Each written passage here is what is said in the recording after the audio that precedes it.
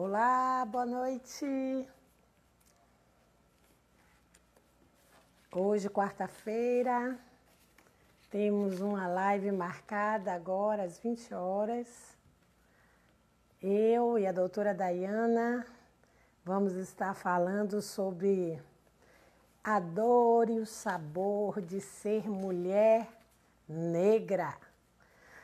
Uma live que promete. A Day já entrou, só fazer o convite, Day aqui já está feito.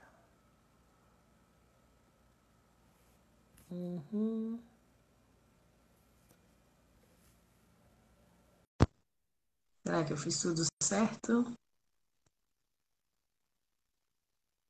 Vamos lá. Isso. Não está aparecendo a minha imagem. Pois é. Cadê você, Você mulher? está me ouvindo? Estou te ouvindo, mas não estou te vendo. E aceitou, só que minha imagem não está aparecendo. Não é alguma coisa no na sua câmera, não? Mas está rodando ali ainda. E aí, Day?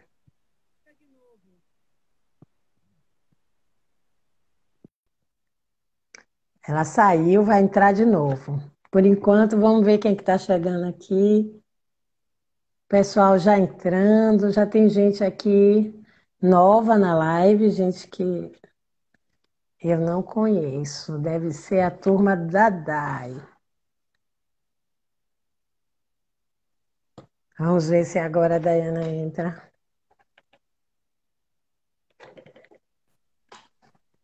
Pronto, agora é só virar a câmera, tá aí.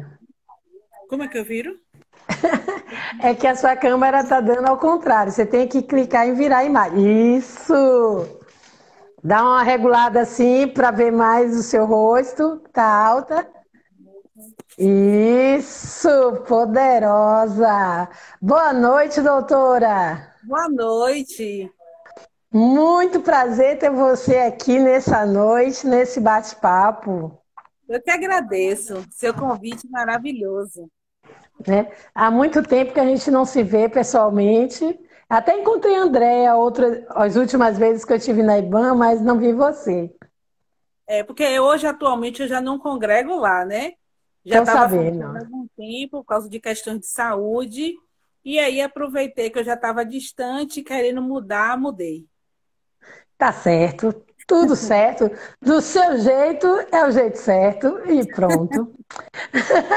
Dai, para mim, falar sobre esse tema de hoje é uma satisfação, um prazer e um desafio, né? Ao mesmo tempo.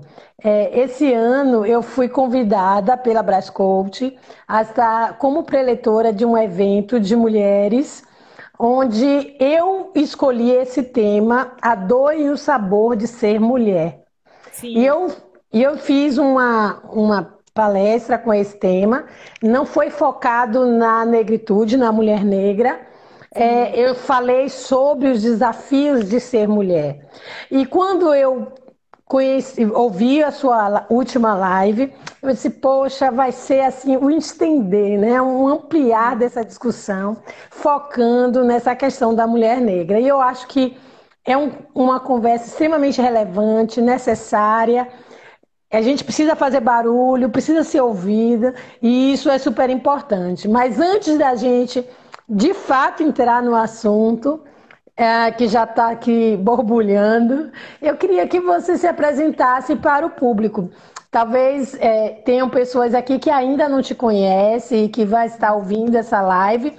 Fala um pouquinho quem é Dayana, qual a sua formação e o que te fez migrar para essa luta, né? Para esse lugar de abordagem. Boa noite a todos e todas, né? Como a Ione falou, eu sou Dayana, sou advogada. E durante toda a minha trajetória, eu sempre fui uma pessoa que eu tive paixão pelo saber. E nessa paixão pelo saber, a gente sempre vai buscando e as inquietudes elas aumentam. Então, nessa jornada, fiz direito, que é um curso maravilhoso, abriu muito, esclarece muito, e continuei a trajetória, como hoje estou advogando, especialista em direito constitucional, estudando direitos humanos, fazendo parte de um grupo de pesquisa da UFBA sobre quilombola e feminismo. E nesse momento que eu comecei a ter uma leitura de intelectuais negros, eu comecei a me ver naquelas situações nas quais eu sentia muitas vezes a dor, mas não tinha assim consciência do que era ser uma mulher negra, em que pese fenotipicamente eu seja uma mulher negra, ocupe espaços e sinta a questão racial, mas me trouxe uma consciência. E a Ok. partir dessa consciência, né, essa sementinha que foi lançada pelo movimento negro, a partir daí eu disse aquilo que eu tenho, né, como diz, nem ouro, nem prata, nem tenho, mas o ouro e a prata que eu vejo que eu tenho nesse momento é a possibilidade de, assim como eu, né, tive essa descoberta e tenho essa descoberta de me entender como uma mulher negra, passar isso, reverberar essa voz, uma É voz isso mesmo. qualificada no meio geral, em especial no meio negro. É isso mesmo. É, é, é uma coisa que eu vou comungar com você, que é diferente. Apesar de eu nasci mulher, mas um dia eu me descobri que ser mulher é mais do que ser do sexo feminino, né? Sim, E estar na sociedade enquanto mulher, mulher negra, dentro de uma sociedade e precisar se posicionar, né? sim, Assumindo este lugar de pertencimento, é uma coisa que a ficha cai em determinado momento, é um momento de, eu diria até de escolha, né? De se posicionar e de se enxergar enquanto mulher e como eu me coloco nessa sociedade mulher. Como eu te falei, quando eu fiz essa abordagem, a minha discussão, a gente perpassou muito como existem os caminhos da opressão e como eles são construídos, tanto teologicamente, são construídos abordagens contra a mulher ou para favorecer uma superioridade masculina, quanto sociologicamente, uma questão de que se estabelece, assumindo padrões pensado, vamos dizer assim, construído para favorecer uma autoridade masculina. Então, sim, eu comecei por essas questões, né, de lugar de poder, sim, onde a gente desconstruiu teologicamente, né, desconstruiu essa abordagem, mostrando que não é que o texto bíblico é machista, são as leituras machistas que fazem dele um espaço de preconceito. E sim, também fiz umas abordagens sociológicas, onde, uma vez desconstruindo este lugar, nós construímos um novo lugar de espaço de poder, de favorecimento da autonomia da mulher. Foi muito sim. bacana, eu gostei muito de ter feito aquele momento, teve uma repercussão bacana. E quando eu terminei, eu saí de lá dizendo assim: eu preciso ampliar essa voz. Eu preciso falar mais sobre ser mulher. Nós Sim, precisamos fazer barulho, trazer a nossa voz com relação a estamos conscientes, né, da opressão existente e não sim, vou me calar diante dela. Sabe aquela questão de que isso não é algo que me toca de maneira ingênua como no passado. Né? sim, Eu tenho sim, consciência dessa opressão, eu tenho consciência das dores, mas eu me posiciono nos sabores de ser mulher. E é sim, bem nesse tom que eu quero que a gente converse hoje. Não somente nas dores, porque elas vão ser ditas e é necessário, mas também falar nos sabores, porque é um privilégio, né? Temos todas as vantagens e o gosto de ser mulher. E eu queria que nesse papo muito aberto, muita vontade de mulher para mulher, a gente possa trocar isso, trocar essas informações, tanto da dor como também da luta, mas também das sim. vitórias, das conquistas, do prazer, da sensação prazerosa de ser mulher. E a gente poder estar ampliando para aqueles que estão nos ouvindo Como é esse negócio aí? Como que faz parte? Eu imagino até a cabeça dos homens, coitados, né? Nunca vão saber o que é isso, mas devem ficar várias interrogações na sua cabeça. Vamos lá. Para começar a provocar você, eu queria que você conversasse um pouco, ou trouxesse para a gente um pouco, é, quais são hoje as problemáticas ou as situações mais agravantes, na sua opinião, com relação ao racismo? Não somente ao racismo, porque eu queria que a gente destacasse as duas questões do preconceito, certo? Da discriminação do ser mulher e do ser mulher negra, que são duas coisas, né? Que pode sofrer duplo preconceito e racismo, mas eu queria que a gente destacasse o ser mulher e o ser mulher negra. Na sua opinião, quais são as situações mais problemáticas no sentido de sofrer diante dessa realidade? Como é que você enxerga isso? Olhe bem, Noni, a gente, para uma fala dessa, a gente tem que sempre nos remeter a uma questão extremamente histórica que é muito relevante. O Brasil, esse país achado, que tivemos uma colônia de exploração, essa mão de obra servil, que serviu para a construção do país, né? Então, nós, enquanto seres humanos, como falou Abdias, seres humanos reificados, coisificados para atender interesses outros, que é o poder, o mercantilismo, né, europeu. Então, essa formação, essa construção de sociedade brasileira, ela pela negação do direito fundamental desse ser que é livre e é escravizado para alimentar todo um sistema econômico. À medida que o tempo passa, né, e que as situações fáticas, históricas, fenomênicas, elas são modificadas, a gente percebe que esse negro, a negra, que é trazido para o nosso país, que constrói o projeto de Brasil, tem uma, entre aspas, independência, que, na verdade, aquilo que era coisa cai no âmbito da imprestabilidade. E, nesse momento, a gente vê que esses negros que fizeram parte de toda a construção, o país, quando surge no processo de industrialização em São Paulo, há uma descartabilidade, uma mão de obra é trazida de fora, europeia, para o nosso país. E aí a gente começa a querer formar, já tem esse processo de formação da estrutura social brasileira.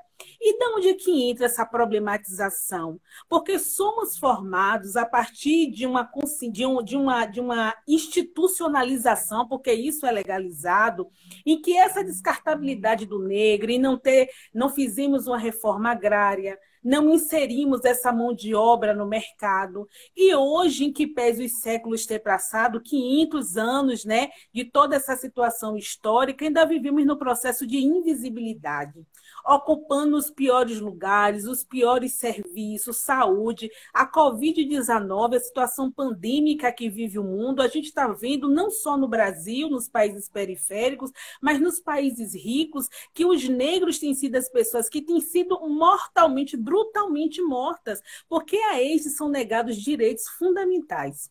Então, quando a gente fala de uma problematização, a gente fala desse trabalho, que é um meio que existe dentro da sociedade capitalista com a distribuição de renda, e ele afeta essa mulher como base, porque nesse momento que essa renda ela é distribuída, a gente não percebe um equilíbrio na distribuição, justamente remuneratória dessa força trabalhista que está na base da sociedade como uma mão de obra extremamente precária, e a gente consegue vislumbrar todo esse processo de racismo quando vimos uma construção social que estamos presentes nos bairros favelizados, estamos presentes nas cadeias e totalmente ausente nos espaços de poder. Então, daí a gente nota essa construção de naturalização. E aí a gente vê essa mulher hoje numa situação que muitas delas, mulheres e mulheres negras, formando uma base de sustentar uma família, de sustentar uma casa, não tendo uma previdência, e a gente nota esse processo de exclusão proposital dentro de um Estado, porque essas vidas são invisibilizadas. Você chega a ver o chefe do Poder Executivo Federal chamando esses atores sociais de CPF, quando eles têm nomes, pobres, negros e periféricos. Então, na realidade, a gente traz a invisibilidade dessas pessoas, querendo trazer, como fala o ministro, epítetos na realidade, para mascarar uma realidade que está aí posta. Então, é todo um processo de exclusão, de racismo, e a mulher negra presente nesse momento, quando ela não é inserida nessas frentes, quando ela não tem um emprego digno, uma saúde qualificada, quando a ela uma educação não é oportunizada a ocupar esses espaços de maneira geral, e formando um montante muito maior quando a gente vê a perspectiva de número de sociedade, de pessoas, de cidadãos. É uma situação que, por mais que algumas pessoas tentem negar, né, tente fechar os olhos para a realidade, ainda eu, pessoalmente, ainda me assusto com algumas realidades inacreditáveis que sofrem essa situação. Recentemente, eu participei de um processo seletivo de uma vaga de gestão em uma grande empresa, que por motivos éticos eu não vou estar aqui verbalizando. E entre as candidatas que estavam no processo final de seleção, nós tínhamos duas negras, né, todo fenótipo negro, e ela conversava comigo enquanto nós aguardávamos aquele processo. Uma pessoa com excelente formação, com experiência profissional, enfim. E ela me contando que em algumas seleções que ela já tinha participado, ali seria mais uma, ela disse para mim assim, eu fui descartada da seleção por ser negra. Eu falei, não, isso não é verdade. E isso foi impressão sua, foi você que construiu essa concepção.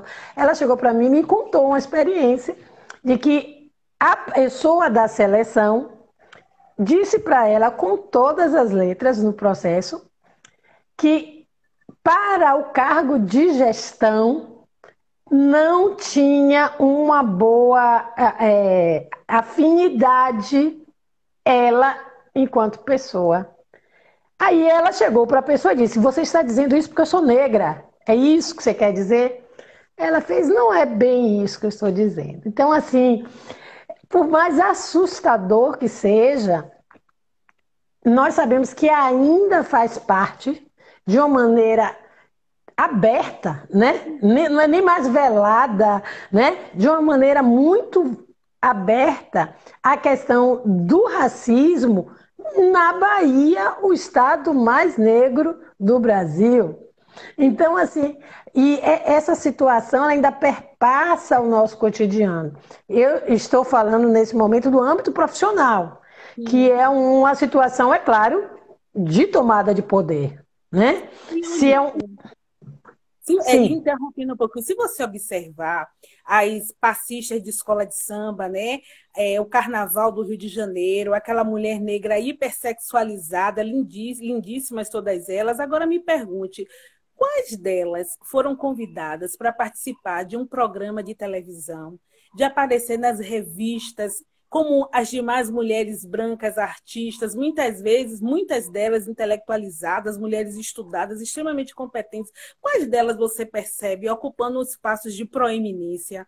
Você não vai longe, a Maju Coutinho é uma mulher linda, eu acho uma mulher linda, mas para além de uma beleza, existe um currículo de uma negra competente. E você olha que o tempo todo Maju Coutinho só é lembrada como aquela mulher negra. É como se houvesse um apagamento. Nós tivemos um evento, né, onde estavam vários ministros, e o ministro Joaquim Barbosa estava nesse evento, e o atual presidente do STF se refere ao ministro como um negro retinto. Ele não tem nome? Porque os demais que ali ocuparam, né? Depois ele chegou a pedir perdão, eu estou falando isso que é um fato público, está aí, todo mundo tem como ler. Então a gente nota essa esse apagamento do povo negro, da mulher negra também ocupando esses espaços. Então você não olha alguém dizer, poxa, mas o Coutinho, ela, para além de uma mulher bonita, tem um currículo extremamente relevante, né? Você olha as outras jogadoras de vôlei, a Janete, uma profissional extremamente capacitada, mas é uma mulher, por não ser hipersexualizada, ela é banida do meio, descartada. Então é essa evidência que a gente olha da mulher negra. E a gente não pode viver esse mito dessa democracia racial ou naturalizar. Você há pouco chegou a dizer, mas não é possível que isso aconteça. Mas por que a gente disse muitas vezes que não é possível? A gente às vezes parece algo, porque a gente não parte para o enfrentamento como se isso acontecesse em um outro ambiente, em um outro país, porque a gente tem, entre aspas, dentro do brasileiro, né, dissimuladamente a crença que as relações que se dão intersubjetivas, as relações que se dão sociais, são naturalizadas e a gente passa a ter um olhar naturalizado dessas situações. Não é à toa que hoje, de uma maneira bárbara, que eu posso dizer, a gente fala de novo normal. Aí sai uma capa da Vogue, com a Gisele Bündchen, uma mulher branca, usando um Prada, com a máscara fora do rosto, no pescoço, e fala de um novo normal. Aí eu lhe pergunto para você, eu, enquanto mulher negra, qual o novo normal que eu tenho a dizer? Quando eu vejo que meu corpo é tombado, como de muitas mulheres, o índice, né, de mortandade, a pior forma de educação, a gente nota que é um estado extremamente. Ela vive uma situação de extrema precarização, morando em favelas. E quando a gente fala de um novo normal, normal para quem? Porque, para mim, sair de casa, trabalhar, entrar em um fórum e toda a circunstância social que eu preciso viver é extremamente temerário. Então, eu não quero um novo normal. Eu quero pensar na sociedade e, voltando de novo, que essa situação pandêmica, na realidade, ela mostra aquilo que a gente já tem de séculos. Então, eu não tenho um novo normal. Quando eu tenho um corpo que é hipersexualizado, um corpo que é banido, ou em um lugar que, antes de saber quem eu sou, as pessoas já me intitulam das piores maneiras, porque podem me confundir com qualquer coisa, mas nunca com uma questão de proeminência, de uma qualificação. Então, a gente Ok. percebe que até o novo normal que é cunhado, esse termo absurdo que é dito, é uma forma de a gente externar, através da palavra, um processo de continuismo e apagamento da realidade dessa mulher negra e as mazelas que ela vive. Mas assim, vamos tentar, né, trazer ou ampliar a discussão para outras questões. Sim, É claro que existe um processo histórico, sociológico, com relação à tomada de consciência dessa mulher e dessa mulher negra, certo? Que se coloca na sociedade, que antes era passiva, e que agora, e a cada vez mais, não é mais um lugar de passividade, nas devidas proporções, menos do que a gente queria, mas mais do que no passado. Essa mulher, ela já se faz ouvir, ela já se posiciona, ainda que a sociedade muitas vezes não a enxergue, a cada dia ela se faz ver, né? Cada dia, de maneira mais crescente, ela se faz ver. Então, quando nós, mulheres, abrimos um espaço como esse para discutir o que é ser mulher, qual o lugar de poder dessa mulher, de espaço de voz, de profissionalização, de conhecimento, e dizer ao mundo, né, a quem interessar possa nos ouvir nesse momento, que nós temos consciência do nosso espaço pleno social enquanto mulher e negra. Isso já é um espaço, vamos dizer assim, de conquista, né? De superação.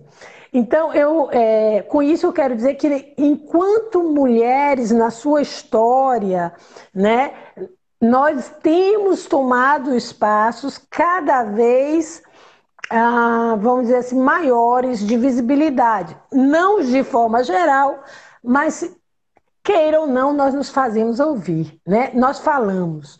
Algumas a preços caros, né, da sua voz se fazer ouvir. Não são poucas as mortes, os abusos, a maneira de chacota, de desvalor que é colocado enquanto isso. Porém, no momento que se faz ouvir, que eu digo, ainda que você não queira ou que não me reconheça como espaço de poder, eu me faço ouvir, eu me coloco, eu me posiciono, eu desenvolvo as minhas conquistas sociais, né, financeiras, profissionais, enfim, relacionais. Então, são espaços de que temos avançados nesse processo. Eu gostaria que você falasse um pouco para mim nisso, não somente do lugar de mulher negra, mas de advogada, legalmente. Falando em termos legais, quais são as conquistas que já podemos nos apropriar, que a lei nos garante direito de, enquanto mulher, enquanto negra? Queria que você falasse sobre isso. A gente está vendo, né? A mulher, por exemplo, a mulher não votava. E hoje foi uma conquista grande o direito ao voto, mas não basta simplesmente votar, a necessidade dessa representatividade. Tem um tempo breve agora, eu não sei se foi uma resolução, mas o TSE, a gente tem uma cota de 30% dessa mulher ocupando esse espaço na política. E é extremamente relevante, é uma conquista muito grande, porque assim, não fale de mim sem mim. Então, quando nós percebemos que há uma formação de uma assembleia de subcomissões que temas estão sendo discutidos, a gente precisa fazer, como fala o Peter Heibel, né, a necessidade dessa pluralidade de falas nesses espaços, porque se há um entendimento, né, sobre aquilo que você está vivendo, a sua vivência, a sua voz precisa ser alcançada, e alcançada através de espaços que não somente a questão de legislar, o debate, a gente pluralizar, trazer para a sociedade civil. Então, é uma conquista da mulher.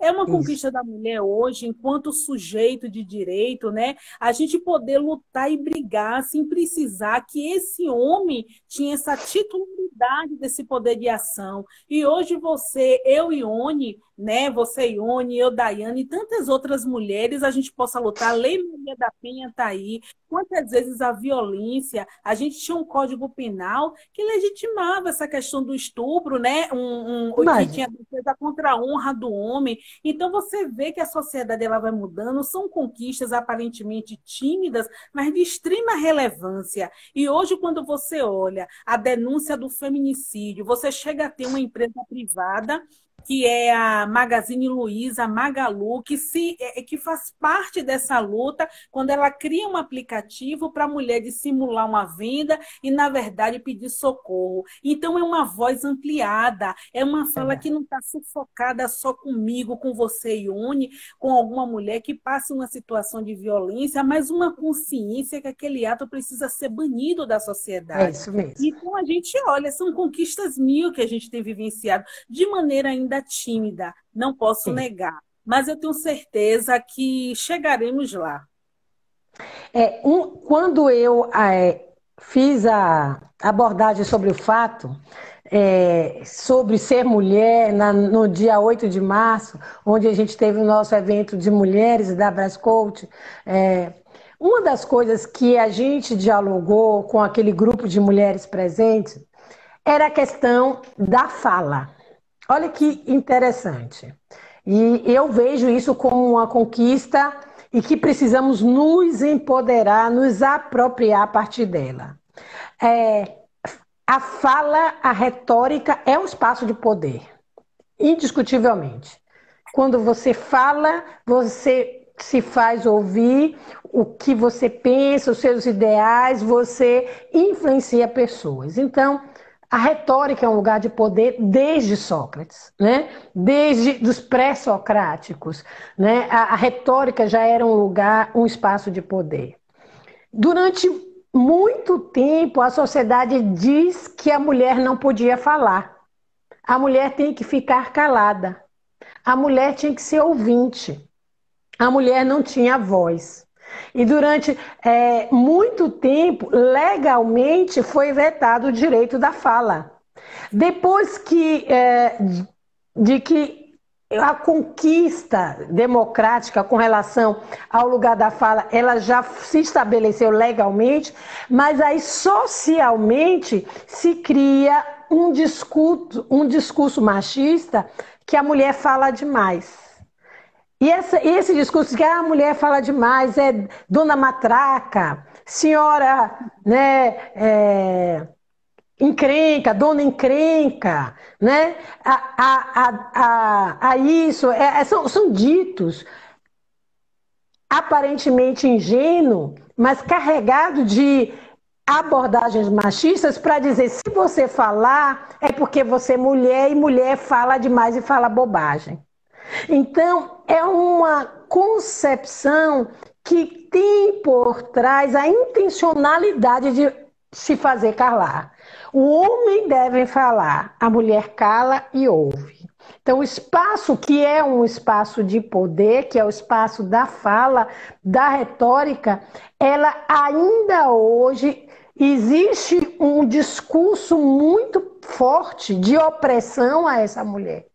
Que ela não deve falar, que ela deve se calar, que é de bom tom, que é educado, ela ficar calada. Não é bonito uma mulher que fala, né? E logo ela é taxada como uma mulher arrogante, como uma mulher dura, porque ela se faz ouvir. Você me conhece há algum tempo e não foram poucas as vezes que o meu posicionamento dentro de um espaço social foi dito: cale-se. Você não tem que opinar. Muitas vezes eu ouvi que eu não tinha uma postura feminina porque eu falava em lugares públicos, porque eu opinava e eu não sabia acatar a opinião do masculino, da autoridade masculina.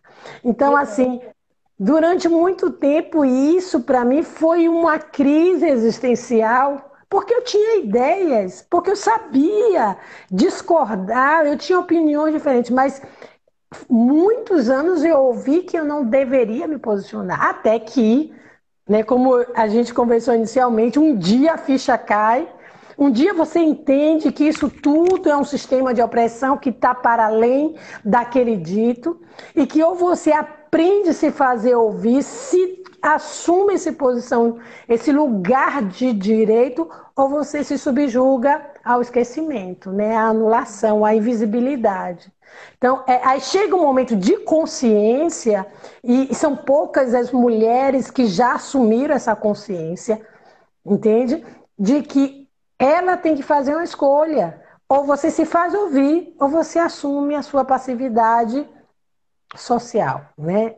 Aceitável, né? Uma questão que você fala aí, que, né, já lhe interrompendo, é aquele tipo de coisa, a construção do outro, do ser, a partir de um olhar. E ali você cria uma figura manifestamente estigmatizada, como se a validade da construção da mulher ela passasse pela ótica daquilo que o homem valida do que ela é. E Do padrão. isso é uma coisa absurda. Um ser humano, na realidade, se arrogar no poder de definir o outro humano de uma maneira que ele atribua o que é um fator que qualifica ou desqualifica o outro. Mas é nesse processo que a gente precisa amadurecer, que a gente precisa crescer. Porque não é uma luta do homem contra a mulher, é uma luta de um sistema opressor que cria, na realidade, uma dominação, uma subalternização com aqueles que deveriam viver de maneira manifestamente harmônica. Eu não estou aqui para discutir, né? É como diz aquela mulher raivosa, beligerante, não, mas a gente está aqui para construir. Agora, dentro desse processo de desconstrução, a gente passa por tensionamentos, que é natural. E são nesses tensionamentos que eu acho que a partir daí, com a capacidade que a gente tem que entender o que está posto para a gente, essa luta constante, porque é uma questão sistêmica que vive, é uma questão de anos. Então, eu acho que é dentro desse processo que a mulher, muito mais do que falar, ela tem um alcance de voz que ela possa influenciar. Então, a gente diz, não é a mera retórica, mas é uma retórica que possa trazer uma mudança substancial daquilo que está ocorrendo. E a gente vê uma Lei Maria da Penha, e a gente vê situações que têm ocorrido no Poder Judiciário muitas vezes, né? A conscientização, as lutas, as mulheres participando, tendo liberdade. Então, assim, não ficou meramente na voz, mas uma voz que reverbera e traz uma mudança social que é a partir de um pensar que transforma numa perspectiva macro essa situação. E essa história, uma coisa que você traz que eu acho que é relevante a gente ampliar a discussão, não é uma questão da mulher contra o homem, do homem contra a mulher. Você encontra hoje um número imenso de mulheres machistas e que educam os seus filhos de forma machista, você encontra um número imenso de negros que assumem um posicionamento racista e que se posiciona de um lugar do preconceito racial. Então, assim, existe uma situação, e aí perpassa o processo educativo, né? Dessas discussões serem ampliadas dentro da escola, dentro dos espaços científicos, acadêmicos, para que essa tomada de consciência desse espaço, desse sujeito, seja homem, seja mulher, seja homossexual, seja negro, seja branco, seja índio, quem eu sou, sujeito social, né? Como estou e como eu vivo diante dele. Como eu olho para o outro igual ou diferente de mim. Como eu me posiciono nesse ambiente social e eu posso entender que a pluralidade me favorece. Que a pluralidade enriquece essa sociedade. Enriquece a mim enquanto pessoa, que eu tenho alguém diferente a qual me ensina. E a qual eu ensino e qual aprendemos juntos a viver em sociedade. Então, esse espaço de pertencimento enquanto sujeito, mas não somente de eu sou único, né? E isso me afasta do outro, é a ideia da consciência de que eu sou único, mas isso me traz a necessidade do outro para que eu cresça. Para que eu não permaneça estável, mas que eu continue crescendo constantemente, né? E esse processo de aprendizado me enriquece. É uma interdependência, na verdade, né? É corpo, cada um com a sua funcionalidade, mas de uma maneira sistêmica, que na realidade é a perspectiva do coletivo, de um todo. Não parte respeitando a sua singularidade, a sua individualidade, né? O que se tem de per si, mas entendendo que até a humanidade ela é um todo. Com certeza. E assim, eu particularmente, uma planta, deixa eu dar uma ilustração. Uma árvore, uma planta, ela vai crescer, crescer, crescer, até chegar ao seu a sua estatura completa. Enquanto ela não está na sua estatura completa, ela está crescendo. E quando ela está na sua estatura completa, ela vai frutificar, né? Porque ela está ali para dar frutos. Seres humanos, na minha opinião, também devemos estar em constante crescimento, até que você se sinta pleno, se é que algum sujeito vai chegar lá. Porque, né, na minha concepção, né, nós vamos crescer até chegar à estatura do varão perfeito. Enquanto não chegou lá, estamos crescendo. E ninguém cresce isoladamente. Eu cresço com o outro. É na relação com o outro que eu cresço. É o olhar para o outro que me ensina. É olhar o mundo à minha volta que vai me trazer uma nova concepção de ser. Né? Então, o aprendizado ele está sempre manifesto de forma no coletivo, no social. Se eu me coloco de maneira isolada desse processo, não há crescimento. Eu digo que uma árvore que não cresce, um sujeito que não aprende, ele pode morrer. Ele não tem mais funcionalidade, ele parou de desenvolver conhecimento, aprendizado, então ele já começou a morrer. Já não existe mais o processo de vida, né, do pensar contínuo. Então, isso aí já é um processo. Então, se enquanto sujeito social, eu não entender que eu tenho muito que aprender a partir do olhar para o outro, e esse outro diferente, que tem costumes diferentes, olhares diferentes, gostos, visões de mundo diferentes, ele me acrescenta muito mais do que aquele que pensa igual a mim. Porque o que pensa igual a mim, ele vai me ensinar o que eu já sei. Então, essa contribuição ela é limitada. Mas se ele pensa diferente, ele tem algo para me provocar reflexões minimamente. Então, ele vai acrescentar. Então, a sociedade plural, no sentido de romper barreiras de preconceitos, seja eles de estigmas raciais, machistas ou outros tantos, eles só vão deixar ou diminuir esse processo quando a gente começar a olhar o outro como gente que me ajuda a ser gente melhor, que me ensina a crescer nesse processo de integralidade. O Paulo Freire, que eu adoro, você sabe disso, ele dizia assim: somos seres inacabados. E temos que ter consciência desse inacabamento. Porque enquanto consciente que sou inacabado, eu vou em busca de ser mais. Paulo Freire. Quer dizer, essa consciência de quem sou, de que eu preciso ser mais, faz parte do processo de aprendizagem social, né? De crescimento social. E isso é fantástico.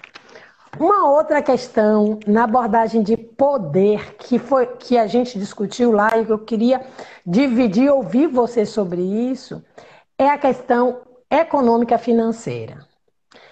Nós falamos da fala como espaço de poder e agora nós vamos falar de dinheiro como espaço de poder. Intencionalmente, durante muitos anos, a sociedade disse assim, ó, a mulher não precisa ser remunerada. A mulher, ela trabalha em casa e esse trabalho não é remunerado. A mulher, ela não precisa entrar no mercado de trabalho. Aliás, não é muito bem visto essa mulher que ela se joga lá fora no mercado de trabalho e abandona o seu lar, os seus filhos. Então, durante muito tempo, esse estigma foi imposto à mulher e ainda é real em alguns momentos. Quando você diz que em um mundo capitalista, a voz que é ouvida é de quem paga a conta, é de quem coloca o dinheiro em casa, é de quem compra as coisas, que quando você chega para uma criança ou adolescente e diz para ele, enquanto eu pago a sua comida e a casa que você mora, você me obedece, isso é uma concepção de poder capitalista, a partir do dinheiro. E a nossa sociedade, ela é movida pelo dinheiro. Quem tem o dinheiro, quem banca, esse sujeito é respeitado. Esse sujeito tem um lugar de poder diante de uma sociedade. Se às mulheres não é dado o direito da remuneração, intencionalmente eu estou dizendo menos para você. Fica lá embaixo porque quem paga as contas sou eu. Se eu digo para o negro, seja homem ou mulher, o seu salário vai ser menor do que o branco, a sua carga de trabalho vai ser maior ou menos respeitado a sua função do que o branco, eu estou dizendo a ele, você vai ser subjugado, você vai ser comprado sua força de trabalho de uma maneira vulgarizada. É um desvalor, né? Tanto à mulher quanto ao negro, e esta mulher negra que duplamente vai sofrer esse preconceito. Como que você discute isso? Como que você amplia essa discussão das questões capitalistas que envolve essa opressão da mulher e do negro nessa sociedade?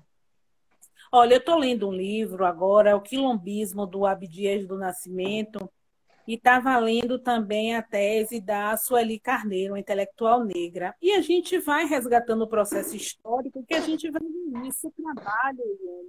É uma maneira que a gente tem dentro de uma sociedade capitalista de distribuição de renda.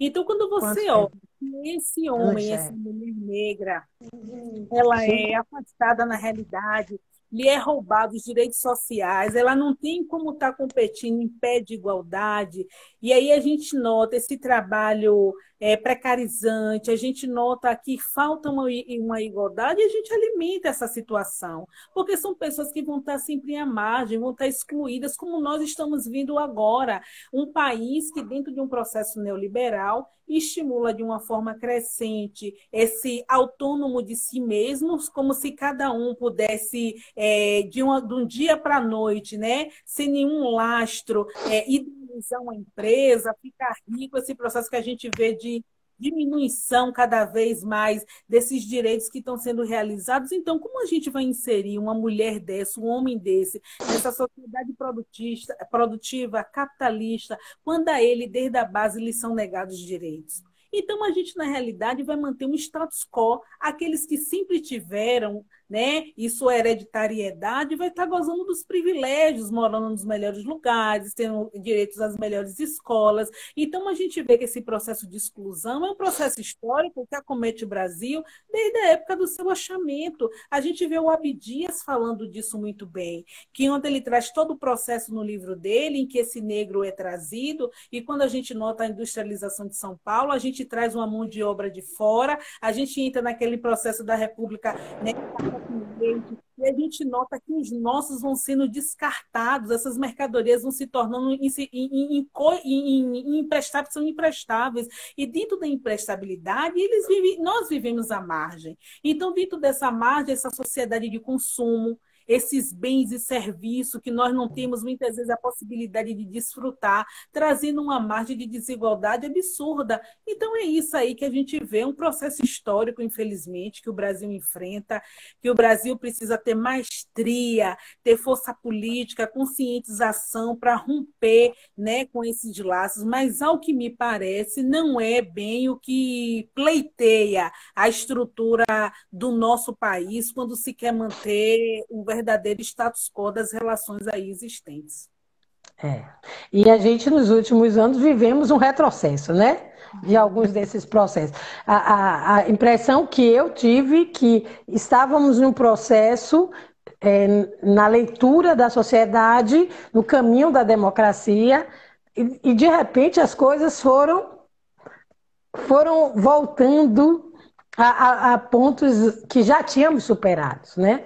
Situações que, algum tempo atrás, era inaceitável qualquer pessoa se posicionar diante de um espaço racista, ou mesmo de um preconceito machista abertamente, porque ele seria automaticamente rejeitado pelo ambiente social. Hoje, por estímulos do nosso próprio presidente da República, nós vemos pessoas se posicionando de maneira muito mais à vontade, né, para usar termos e expressões altamente preconceituosas, machistas, racistas, né? E você vê com essa tal naturalidade que é como se voltou a ser tolerado, aceitável, esse espaço da discriminação, da inferiorização do outro, passou a ser aceito, né? A sociedade agora engole, aceita essa fala, e em alguns ambientes... Agora, uma questão que a gente tem que deixar bem clara, é que embora os governos pretéritos tenham sido, como esse também é fruto de democracia, não vamos negar que a estratificação social ela se manteve da mesma maneira. Poder de consumo existiu, mas a base ela continuou a mesma. Você não olha uma mudança significativa da base da mulher negra, do homem negro, numa posição de hierarquização em que ele saia dessa base, enquanto essa pessoa que lhe são negados muitos direitos, para ocupar um outro patamar e se perpetuar nele. Comprar iPhone, ter direito a carro, viajar de avião é muito bom, mas a gente precisa de uma mudança numa estrutura educacional e entendermos, na realidade, que quem está lá está como gestor. E como gestor, dentro de um processo democrático, muitos deles podem maquiar, levando a crer que participar de uma sociedade de consumo seja mudar a base. Não, nós precisamos de uma mudança de base. Então, assim, às vezes me preocupa, e é uma situação, e eu digo isso porque eu sou uma pessoa declaradamente de esquerda, que a gente precisa fazer essa crítica, né, necessária e relevante, porque senão nos dá a situação que os governos pretéritos eles gozam de uma perfeição, porque aparentemente nós, enquanto ocupamos postos de classe média, estava muito bem. Não, o país saiu do mapa da fome, que é uma luta que a gente tem constante, houve melhoras significativas dentro do nosso país, mas as situações também substanciais ficaram e muito a desejar.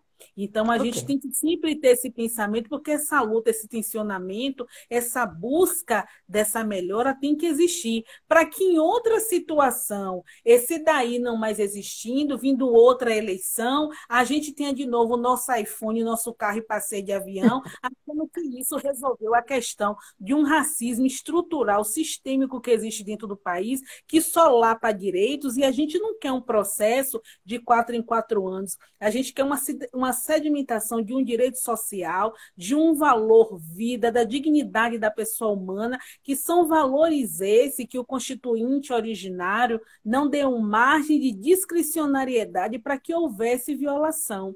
É como um subprocurador do trabalho, o doutor Manuel Jorge, fala, essas normas jurídicas que são criadas para ad eterno existir uma concretização, na realidade é você forjar algo que desde já há uma necessidade de concretude. Concretude seja num governo de direita ou esquerda, porque aí não está ligada à questão ideológica, mas de Ok. uma fundamentalidade que todo cidadão deve gozar dentro de um Estado democrático de direito. Daí, você acredita que em algum momento da nossa história futura nós vamos conseguir estabelecer no Brasil ou em algum lugar do mundo uma sociedade sem o racismo, sem a discriminação à mulher como menor, como inferior ao homem, ou o negro e o branco, sem a questão da subjugação, da opressão, da diminuição do espaço social. Você acha que em algum momento da sociedade nós vamos conseguir essa conquista ou é utópico acreditar que vamos evoluir a esse estágio? Qual é a sua opinião pessoal nesse sentido? Olhe bem, eu não sou cética, eu não sou utópica, acreditando que a gente vai ter uma harmonia e isso vai ser banido da sociedade. Mas acredito que com o processo de conscientização, né, os movimentos que existem, o movimento negro no Brasil e no mundo inteiro, você viu aqui recentemente que apareceu em que um segurança de uma loja nos Estados Unidos foi morto por um policial branco sufocado, um crime brutal que aconteceu essa semana. E você percebe uma autoridade que foi, salvo engano, não sei se foi o prefeito do governador, que demite esse policial e traz um pedido de desculpa, mas para além de um pedido de desculpa, a gente precisa ter uma interferência muito maior. Mas são ações como essas que O João aparentemente Pedro, que essa semana passada, a o João criança, um Pedro adolescente, e que vários Joãos Pedros estão aí, né? Então, eu acredito, Ione, que é uma luta constante, principalmente num país que a gente está acostumado a negar direitos. Agora, o que é que eu acredito? Que a gente precisa lutar, que a gente precisa, é esse papo que a gente está batendo aqui, é no café da manhã, como eu tenho com minha família, é essa formação de liderança, não uma liderança que a gente possa ficar subjugada a ela como algo subserviente e ela ser a detentora de todo conhecimento, mas essa formação de núcleos sociais na escola, no trabalho, trazendo essa conscientização e uma luta para a gente tentar erradicar essa situação. Eu não creio que vai ser banida, principalmente da forma que a sociedade está sendo gerida. O individualismo, a gente percebe muito crescente e a gente olha, parece que não tem esperança. Mas como no mundo tudo pode acontecer, quem esperaria uma pandemia dessa?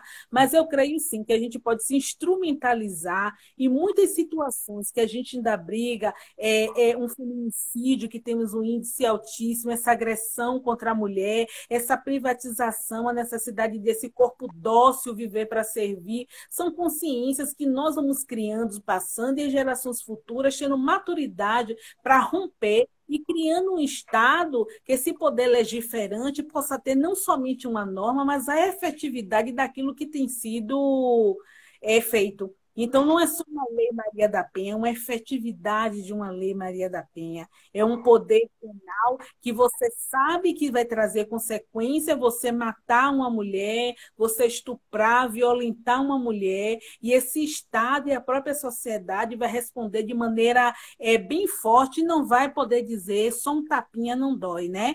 Então, a gente vai criando essa consciência que é a partir não só de uma linguagem, mas de um estado forte de uma sociedade consciente, para a gente tentar, de maneira assim significativa, obstar cada vez mais essas situações nas quais somos acometidas.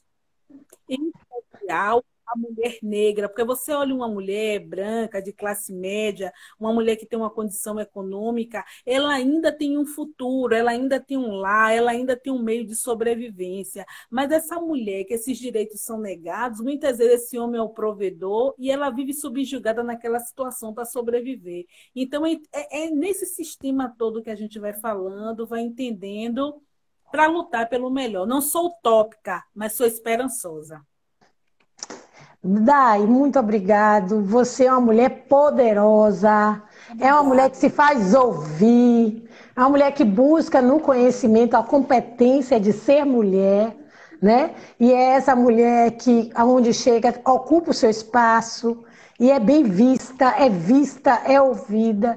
Então, assim, eu poderia dizer da minha admiração por você enquanto pessoa, não só você, toda a sua família. São pessoas que eu tenho um carinho todo especial, né? Que a gente não tem caminhado tão perto pelas questões da vida que nos colocaram um pouquinho mais distante fisicamente, mas eu quero aproveitar esse momento para dizer que você é uma mulher que influencia outras mulheres, que o seu posicionamento serve como motivacional, serve como inspiração a tantas mulheres profissionais ou não, negras ou não, mas que se entendem enquanto sujeito, como alguém que precisa ter um espaço social e se enxergar enquanto sujeito social. A gente tem que encerrar a nossa live, apesar de estar sendo uma delícia, porque o Instagram só nos dá 60 minutos. Quero agradecer pelo público. Nós tivemos um público bem significativo aqui na nossa live. Essa live vai continuar no meu IGTV e depois vai para o meu canal no YouTube. Queria convidar todos aqueles que estão aqui agora para estar indo no final lá no meu bios do meu Instagram e entrando no nosso canal no YouTube, tem lá o link. No nosso canal tem outras lives que a gente fez, outros trabalhos. E me colocar à disposição, se alguém tem alguma dúvida que eu gostaria de conversar. Eu trabalho como consultora educacional, eu trabalho como coach, trabalho como palestrante, desenvolvo alguns trabalhos de treinamento e formação de professores. Então, eu quero aproveitar para me colocar à disposição. Se de alguém tiver algum interesse, pode nos procurar. E quero agradecer a Dai por este momento maravilhoso que esteve aqui. Um beijo para Obrigada. você. Quer fazer alguma divulgação, deixar algumas redes sociais? Porque eu Um peço aqui minuto? um minuto, então beijo aí em todos e todas, que a gente possa comprar essa luta sempre. Beijo, Dai. Até mais. Beijo.